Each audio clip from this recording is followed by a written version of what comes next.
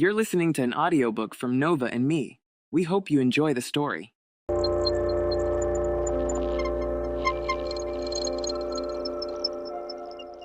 I'm Yoon Jong-han, bodyguard and senior secretary of the Choi family.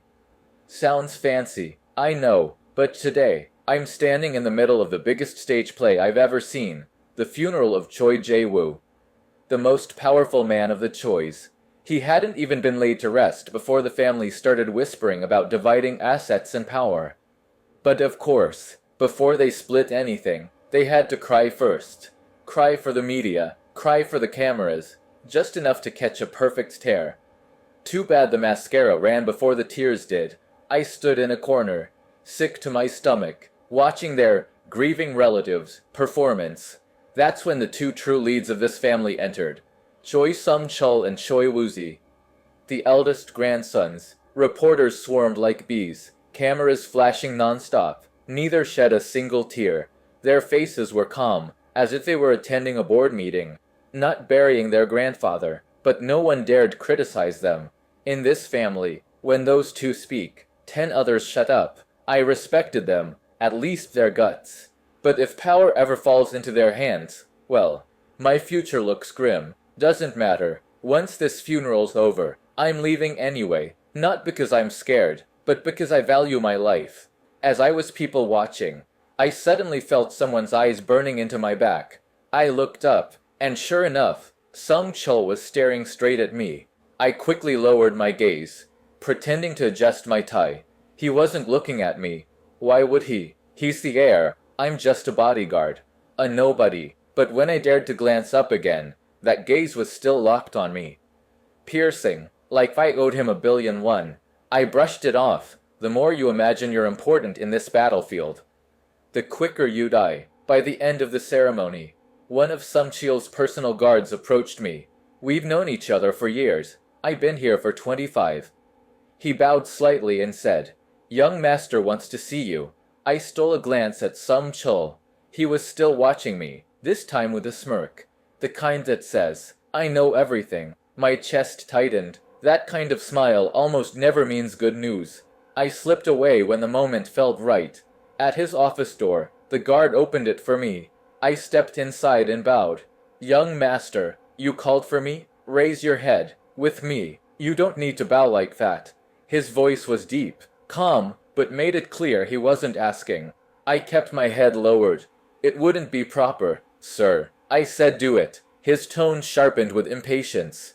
"Yes, sir." Inside, I was weeping.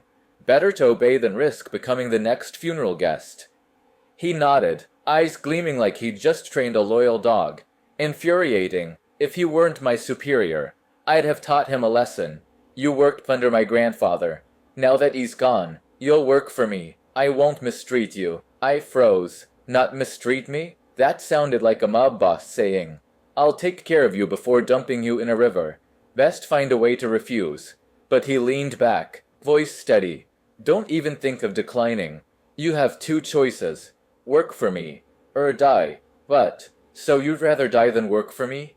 His eyes bored into mine, demanding an answer from the depths of my brain. Honestly, what's the difference? Quick death or slow death? Still, better to survive today. I'll take the first option. Smart. From now on, you're mine. Tomorrow, you'll lead the escort for a very important guest. Details will be sent to you. Yes, sir. In my head, congratulations. Jong-han, you just signed a voluntary slavery contract. I bowed and turned to leave. Just outside, a loud crash startled me. Someone had been kicked out of another office and nearly slammed into me. It was Hoshi, Woo-zi's personal guard. Everyone knew Woo-zi's temper matched Sung-cheol's, except Woo-zi exploded instantly, while Sung-chul smiled first and punished later. Working for these two was the fastest way to go gray. I wanted to walk past, but seeing Hoshi still kneeling, eyes red, I sighed. I stepped closer and warned, "If young Master Woo-zi told you to disappear, don't show up in front of him for a few hours at least." Hoshi looked up, sadness flickering before he stood. Just as he turned to leave, I added, "Let me guess, you asked for resignation just now, didn't you?" He froze. Bullseye. Still, he muttered, if you want to live, don't ask questions. I smirked. I want to live, which is why I think we can work together. He glanced back, meeting my eyes. Not here. Wrong place. Fair enough. I nodded. We started walking away, until a sharp voice cut through the hall. Hoshi. Get back here. I stiffened, bowing quickly. Young master. Woozy shot me a glare that screamed get lost before snapping at Hoshi. Are you deaf? Don't make me repeat myself. Hoshi trembled and turned back. And then, from a distance, a voice I dreaded most chimed in. What's all this fuss about? JEONGCHEOL, smiling as he approached. For some reason, that smile made my blood run cold. Woozy cast him a look and muttered, Control your man. Then he dragged Hoshi away. JEONGCHEOL stayed, eyes lingering on me before he slowly closed the distance. I didn't dare raise my head. In this line of work, survival meant never meeting eyes with men like him. He lifted my chin and whispered, You'll never escape me. Don't even try. Then he walked off. I watched his back with a small smile. Oh really? Let's see your face when I vanish. Truth is, I've only stayed this long out of loyalty to Choi Jae-woo. Now that he's gone, this place has lost its meaning, and some Chol couldn't threaten my family. I was an orphan. Which meant his little offer actually intrigued me. Later, walking down the corridor, a reflection in the glass reminded me of someone. I pulled out my phone. I've just found an interesting ally. Want in? The voice on the other end agreed. I hung up, suddenly exhilarated. That night, while buried in paperwork, the desk phone rang. After listening, I stood, straightened the table, adjusted my hair, then paused. Why'd I always do this before meeting him? Him, Choi Sun-chul, my new boss. Every time he was around, I unconsciously fixed myself up. Whatever, no need to overanalyze. Crossing the hall, I admired the mansion one last time. Tonight would likely be my last night here. At his office door, I sighed and stepped in. He was bent over his work. That serious expression, that was the version of him I could tolerate. Not the smug face he wore daily. He looked up and smirked. I know I'm handsome, but you don't have to stare. So full of himself, my eyes just happened to land on him. Not nearly enough to make me swoon. Of course, I'd never say that out loud unless I had a death wish. I smiled politely. Did you call me to discuss tomorrow's escort mission? No, I just wanted to see you. Is that a problem? He grinned. I forced a smile. Please don't tease me. Young master, someone like me hardly deserves your attention. Why not? He crossed the room, wrapping an arm around my waist, pulling me close. I won't allow you to belittle yourself. He leaned in, face inches from mine. I raised a hand between us. Still smiling. If you push further, I'll get upset. He released me, laughing. That's why I like you. I bowed. You flatter me, sir. Then he finally got to business. Tomorrow, I'd work with Hoshi to protect Kim Mingyu, heir to the Kim family, and deliver him safely to the cooperation site. Understood, sir. Good. Dismissed. I bowed and left. Everything seemed to go more smoothly than I had expected. The moment I opened the door, I saw young Master Woozy approaching, so I carefully bowed and stepped aside for him to enter. As always, he didn't even glance at me. Of course, why would he show kindness to someone deliberately getting close to his people? When the door closed, I winked at Hoshi and whispered, Our plan went well. Be ready tomorrow. He nodded. I patted his shoulder and left. Back in my room, I lay on the bed, filled with excitement and anticipation. Tomorrow will be fun. At dawn the next day, I was already up. My uniform was neat, my luggage packed, and everything I needed to escape was neatly stored in my suitcase. I carried it to the car, covered it with a dark cloth, then sat casually in the vehicle, waiting for my partner, checking my watch. It was almost time to depart, so I took the chance to inspect the car carefully, noting each surveillance device. Sharing a car with Hoshi was definitely no coincidence. Minutes later, once I had located all the bugs, Hoshi appeared, eyes serious, and climbed aboard. With the team ready, we set off. At Incheon Airport, usually crowded, There was not a single soul. The reason was simple. The Choi family had booked the entire place. Today, only one flight would take off, the one to pick up Kim Mingyu. A guard behind me muttered in awe, "The Choi family? They can really do this?" I smirked and replied half-jokingly, "They can do more than you think." Hoshi cut in, voice sharp, "Focus. Lose yourself now and you'll be punished later." Inside, the place was filled with people. Among them sat a tall man, calmly reading a newspaper, while behind him stood another towering figure with a distinct aura, Kim Mingyu.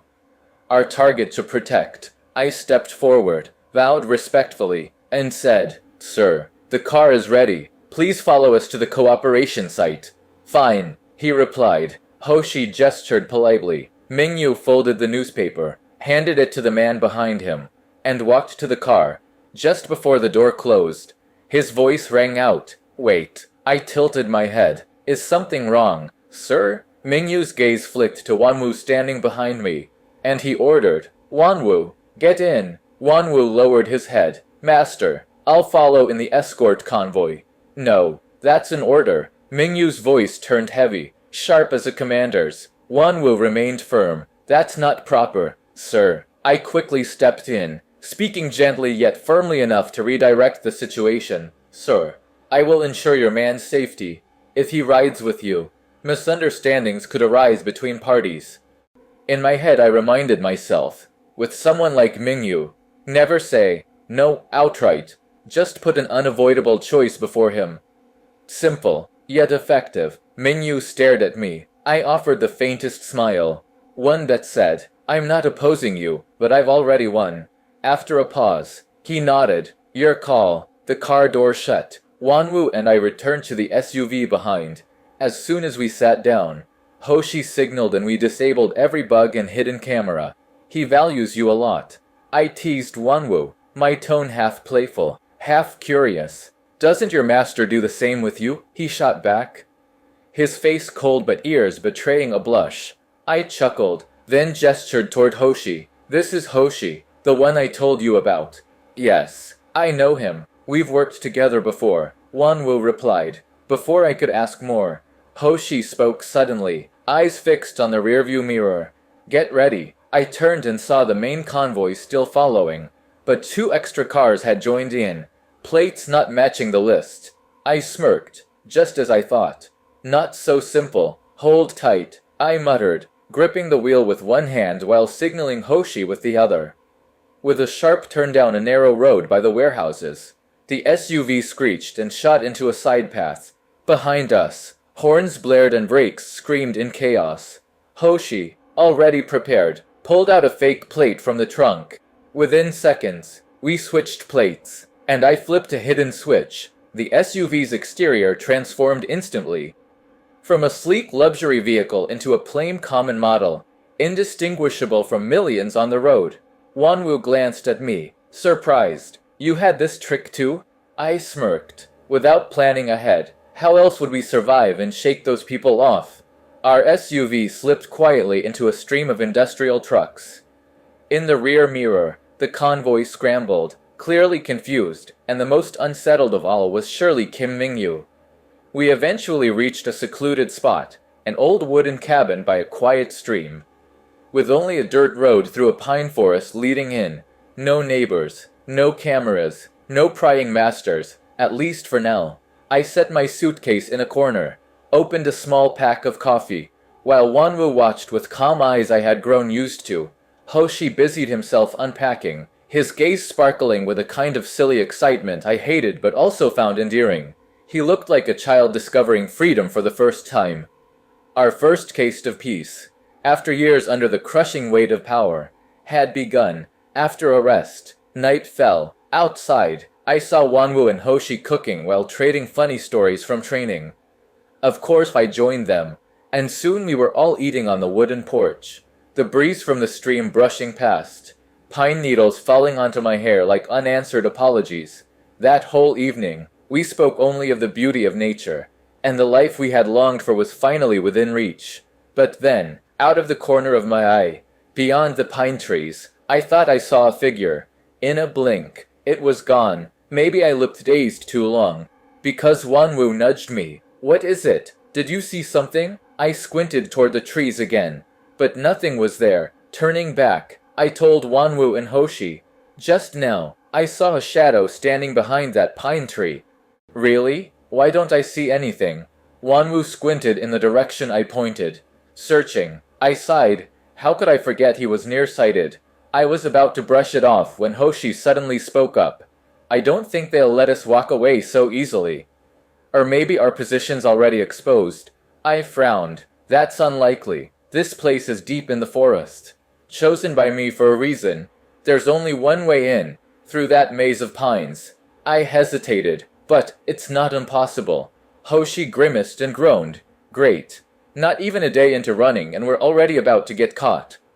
Guess our fate's sealed. Wanwu calmly picked up food and said, So what? Worst case. We fight. Better to die in battle than live under their control. I chuckled. Honestly, not a bad idea, but I wasn't about to let my ending be that bland.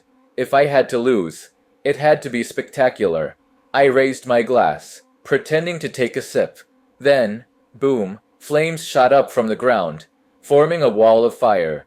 Split up, I ordered. Wanwu and Hoshi nodded, darting off in different directions. I ran inside to grab essentials, snatched my credit card and some cash, but footsteps echoed outside already. I hid in the attic, cut the power, and slipped away in the darkness. Using my knowledge of the terrain, guided by the comms in my ear, I regrouped with the others. But trouble wasn't over. We stumbled upon another group of guards in the forest. With Wanwu's eyesight, fighting in the dark was bad, so Hoshi and I lured them into the light while Wanwu struck them down. After a long struggle, we were exhausted, and they still outnumbered us. Strength wasn't enough. I had to use my mouth. Leaning back, I exhaled. Do you really mean to go this far? How boring. Why not form an alliance instead? They said nothing, just advanced with 3 pairs of cuffs. Seeing negotiations fail, I sprang up and kicked the leader off balance. Hoshi locked his throat, while Wanwu pressed a dagger to his neck. One more step and he dies. But instead of retreating, they pressed forward. The captured man sneered. Jonghan, you can't use me to stop them. Don't forget, anyone qualified to catch the 3 of you has to be at least Class A? Right, I had forgotten. Guards chosen for outside missions had to be skilled. Still, they underestimated us. I smirked, but we're Class S. With that, I stomped the trigger. Crash. The ground gave way, dropping them into an iron trap we'd prepared. I looked down with satisfaction. You've got a lot to learn. Wanwu tossed the captured man in after them. Don't worry, your boss will save you eventually. Or maybe not. Hoshi added coldly, calm even in the pit. Truly Class A, but dawn was near. And we had no time to waste. Goodbye, Joshua, I said with a smile. And the 3 of us ran. Out of the woods. We grabbed clothes drying on a line, changed, and borrowed a car, leaving enough money to repay the owners. Our next stop, Busan. This time, no forests. At least if chased, we'd enjoy the view. We scouted escape routes first, then relaxed in a cafe. Not long after, a drone buzzed overhead, camera aimed right at us. I tilted my head toward Wanwu. They're fast. He didn't answer, only adjusted his collar calmly. Hoshi smirked. Then let's give them a good picture. We sat still, unfazed. I even waved at the lens with a smile bright enough for a billboard. Wanwu's cold gaze made it sharper, and Hoshi raised his cup in a mock toast. I knew this image would reach 3 certain people, and they'd send reinforcements immediately. The drone circled, then vanished. A beat later, I laughed. Show's over. Wanwu set down his cup. Hoshi checked his phone, and we quietly packed up, leaving like casual travelers instead of fugitives. That night, while I ate a late snack, strange cars rolled past. Time was up. I killed the lights, watched black-clad men sneaking around, then shared the amusing sight with my friends. Finally, they kicked the door in. I stayed seated, chewing calmly, as Hoshi and Wanwu melted into the shadows. 3 men froze at the sight of me. I waved cheerfully, hello, before they reacted. My partners knocked them out. Too slow, rookies. We stripped their gear, took their clothes, and walked out disguised, blending in. They'd never suspect. Later, on the road, another man joined us, clearly their commander. He eyed me with disdain. What are you staring at? Want me to rip out your eyes? I smirked. Is that how you talk to a superior? Superior? Who the hell are you? Yoon Jong-han. I removed my disguise. Thud. Hoshi knocked him out, and Wonwoo used his radio to mimic his voice, sending their men the wrong way while we drove the opposite. Just then, a voice came through. Have you found him yet? JEONGCHEOL. I grinned, pressing the button. Boss, are you talking about me? His furious roar shook the line. Yoon Jong-han. Then Woozy's voice cut in. Jaeon Wonwoo. Sick of living? Get back here now. And Hoshi's name followed, laced with rage. Don't let me catch you. Hoshi muttered while disabling trackers. I hope you don't. The shouts made Wonwoo grimace. Too noisy. Can we throw it out? I laughed, replied into the radio. Then come catch us. And with that, I tossed it away. Hoshi finished the job, and the three of us hit the road again, running toward whatever came next. This time, our hideout was a secret house Hoshi used during missions. We decided not to move right away, instead staying hidden for a few days to observe. At night, Hoshi turned on the TV out of habit. Switching to the news, the anchor's trembling voice reported, an astonishing scene has just been recorded downtown, low-flying military helicopters. Dozens of supercars and high-powered motorcycles sweeping through the streets. Sources say they're searching for 3 men. The scale shows the terrifying power of the Choi and Kim families, who are offering billions of won for information. Here are the suspects' faces. I walked out with a plate of pancakes. Glancing at the screen, well, my face does look pretty good. Wonwoo smirked over his glass of wine. If they've gone this far, they must really want us. Hoshi grinned. So this is what being hunted feels like, thrilling. We switched channels and watched our favorite show like nothing happened. At 2 a.m., a helicopter's searchlight swept across every house and alley. Over the top as expected, but soon faded and silence returned. We carried on like this for a week until food ran low, forcing us to disguise ourselves and head to a village market. It was crowded, perfect for blending in. The lively chatter and laughter of the villagers felt peaceful, the kind of simple life I longed for. We bought fish, rice, kimchi, and laughed when Hoshi dropped a whole basket of eggs while pretending not to care. A nearby fish vendor, amused, asked if we were tourists. I smiled and answered politely, and she even gifted us fresh eggs. But then I noticed her bracelet. She quickly hid it under her sleeve, forced a smile, and suddenly swung a knife at me. Wonwoo yanked me back just in time. The once friendly villagers turned into disguised assassins. Damn it, they had sent killers. We fought back, but no matter how many we struck down, more came, exhausted and cornered. I thought it was over, until another group in familiar bodyguard uniforms stormed in. Surprisingly, they didn't capture us, but opened a path for us to escape. Without hesitation, Hoshi and I dragged an injured Wonwoo and fled home, but as soon as we arrived, I sensed something was wrong. The double locks I had secured earlier were undone. The door left ajar. Before we could retreat, dozens of guards surrounded us and forced us inside, where 3 men sat sipping tea. A chillingly familiar voice spoke. Just like I promised, I came to find you. Choi Sumchul. I glared at him with bloodshot eyes, while he smiled gently as if mocking me.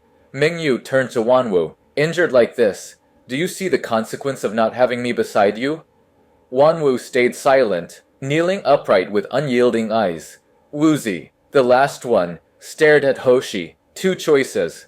Be mine, or die. True siblings. They even threatened the same way. Without hesitation, Hoshi replied, the second. Shock rippled through the room.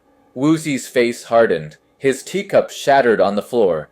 I won't allow it. If you'd rather die than stay by my side, then I'll make sure you live with me forever. If Choi Woozy can't have you, no one will. At his order, guards dragged Hoshi away. Take him to my room. No one touches him without my permission. Then Woozy left. Mingyu chuckled at the scene.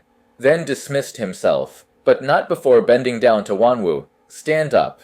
Wanwu refused, until Mingyu whispered a single threat. "So means life." Immediately, Wanwu obeyed, following Mingyu like a captive. I sighed, realizing Mingyu would use So Mean against him forever. Only Sungcheol and I remained. His gaze pinned me. "You should worry about yourself." I sneered. "At worst, I die. I have no one to worry about." "But they do." I offered my wrists. "I surrender. Do as you please." I lowered my head, expecting death. Instead, Sungcheol lifted my hands gently and tapped my forehead. "Who said I wanted to kill you? The only thing I want is for you to become the Choi family's madam." I froze. Was he insane? He chuckled at my shock. "I know you don't believe me, but time will prove I mean it." Without warning, he scooped me up in his arms. "That wound must hurt. I'll kill anyone who dared harm you." My head spun. Wasn't he the one behind all this? Later, I learned the truth. The assassins at the village weren't sent by Sungcheol or Mingyu, but by an opposing faction trying to provoke their families. Too bad for them. Woozy wiped out every last one that night. And afterward, both Sungcheol and Mingyu dropped all pretense of civility, burning the enemy family and everyone connected to ashes. To this day, when I have become the main wife of the Choi clan, with Hoshi married to the second young master Woozy of the Choi clan, and Wanwu also taking his place as the main wife of the Kim clan. We still remember those days of running away, terrifying yet strangely joyful. Only later did we learn the real reason they managed to track us down so easily. Even though we had carefully removed every tracking device from the car, it turned out to be something we never suspected: the bracelet, necklace, and rings they had made us wear. Every now and then, we still bring it up just to get mad at our husbands for fun. But honestly, if I could go back in time, I would still choose the same path, because without it, how would I have ended up with a Choi Sungcheol snuggled in my arms? Acting all spoiled?